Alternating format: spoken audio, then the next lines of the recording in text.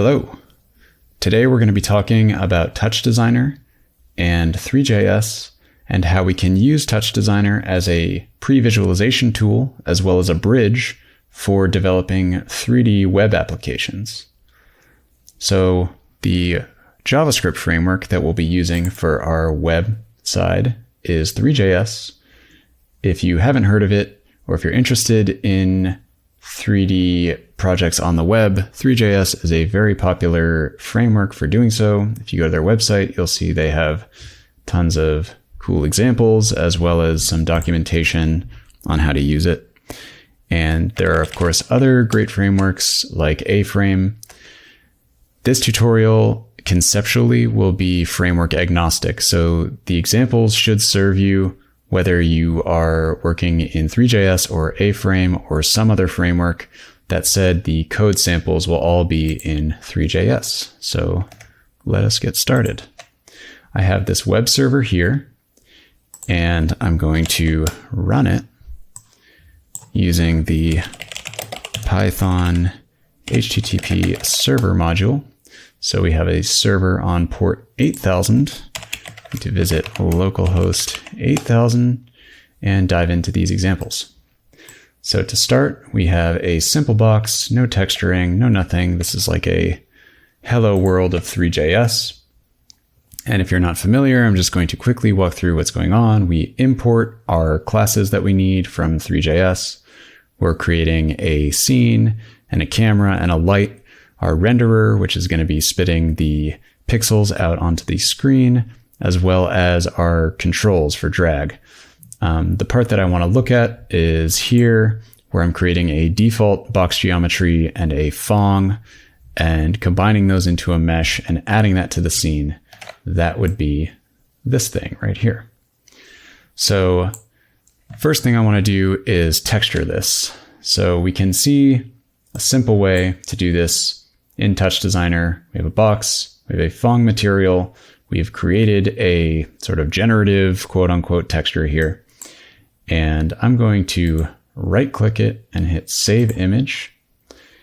And I am going to save it as texture and as a PNG. And now in Three.js, I'm going to import the texture loader module and instantiate a new texture. And we're loading it from the texture that we just saved. So to confirm, we're in our root assets. Here's our texture file. And here we are. Root assets texture. Last thing we have to do is add it as the map to our Fong. Save and refresh. Here we are with our radial gradient box, a la Touch. And, this is a very simple example. We just have a box here. We may want to do something more complex. And unfortunately, in Three.js, that's going to be quite difficult because we're given some primitives like boxes and spheres, but we don't have much to work with in terms of creating complex geometry, merging geometry.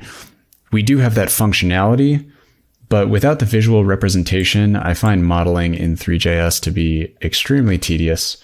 And so if you use software like Blender or Maya, this will apply just as well there.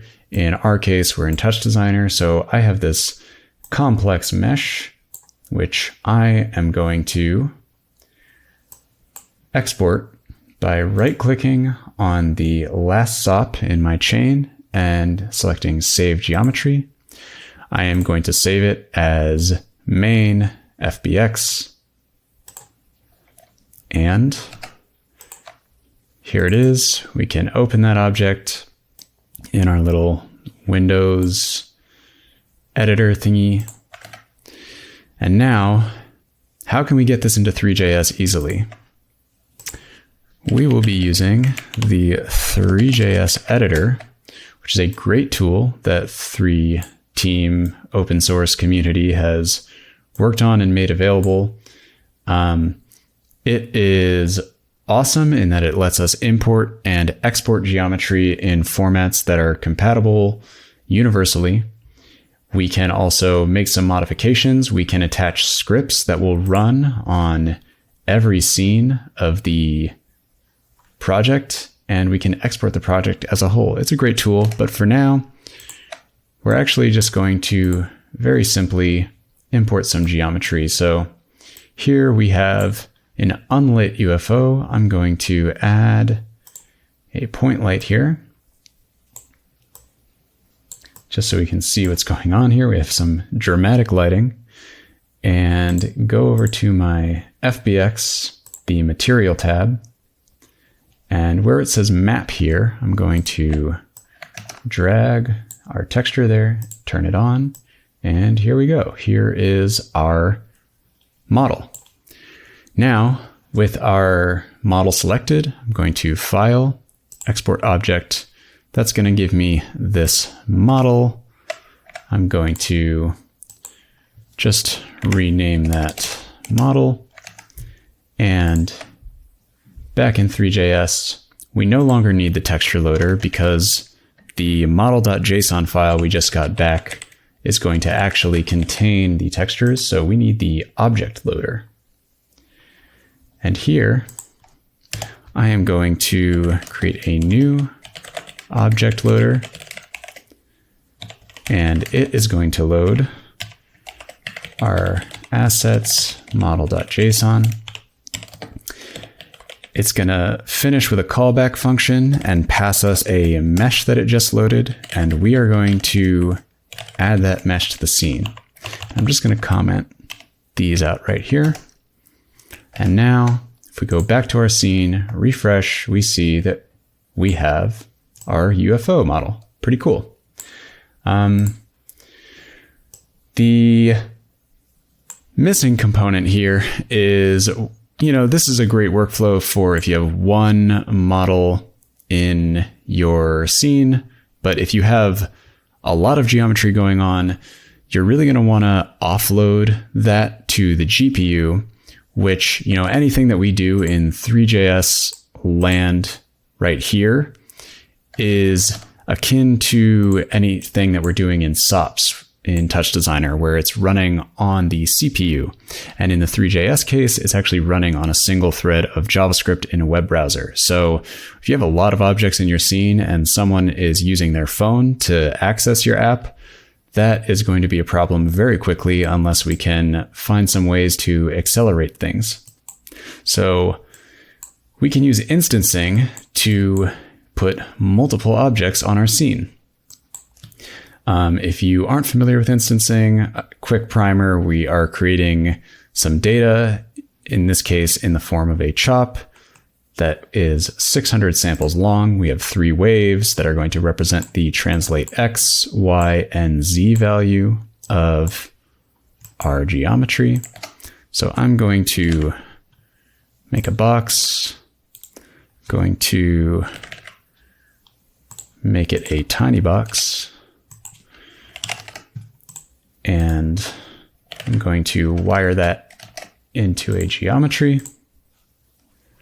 And now on the instance page, turn on instancing, drag our instance op here, and tx, ty, tz our way to success, where we have this shape.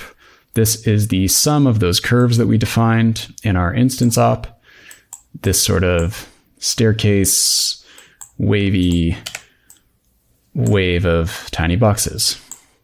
Now, how can we get this replicated in Three.js? Well, it would actually be pretty complicated to do on our own. In order to create manually all of these positions for this geometry, it wouldn't be nearly as simple as it is to just lay down some operators in TouchDesigner and sum them all together with this nice visual layout.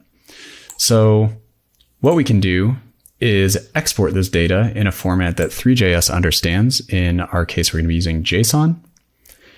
And what I'm going to do here is I'm going to loop through every sample in our instance operator, this chop here. And for every sample, I'm going to create an object with the key tx, ty, and tz equal to the value at that sample. So you'll see in a minute when I run this. Now we can go over to VS Code and check out this nightmare of a file, which fortunately we don't actually have to spend any time in, but I'm just showing you this is what the data looks like. It comes back in this object notation where we have tx, ty, tz as available keys for every instance in an array. So now, how does this play into our instancing scene? So much of this is the same as the previous example. The only thing that we're concerned with is right here, where we are loading the instance data, creating tiny boxes of our own manually in Three.js, assigning the material to an instanced mesh, which we're importing as opposed to the mesh that we were using before. And the main logic for instancing is happening here, where we're taking a matrix and we are using the instance data as we loop through each sample to set the position of that instance using the tx, ty, and tz coordinates that we save to our JSON. Okay, let's see what it looks like in action. If I go back to instancing here, there we go. We have our shape. And what's great about this is that because we are using an external JSON file, we can roll back in here. And if we want to switch things up, for example, we can use a sort and set it to random. And you'll see we have this sort of point cloud aesthetic happening. Export. And now, just like that, I should be able to refresh and see that represented in a browser, which is pretty cool.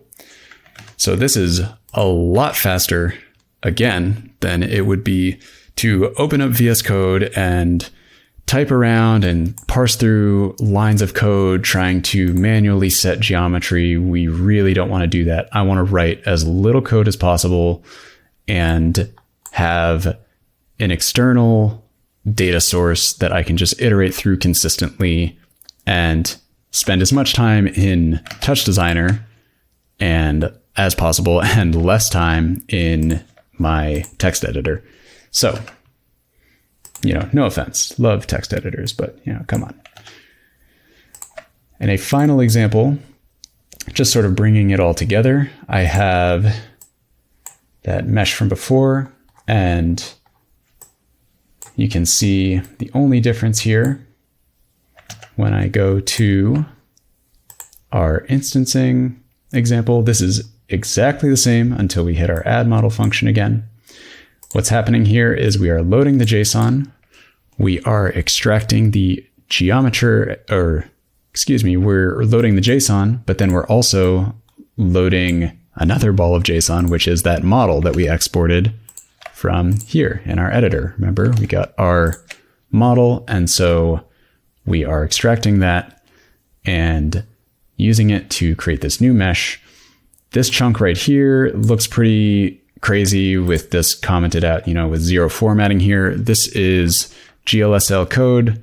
If you're interested in learning about GLSL and WebGL and how I am animating these guys on the screen, I highly recommend that you check out the Book of Shaders.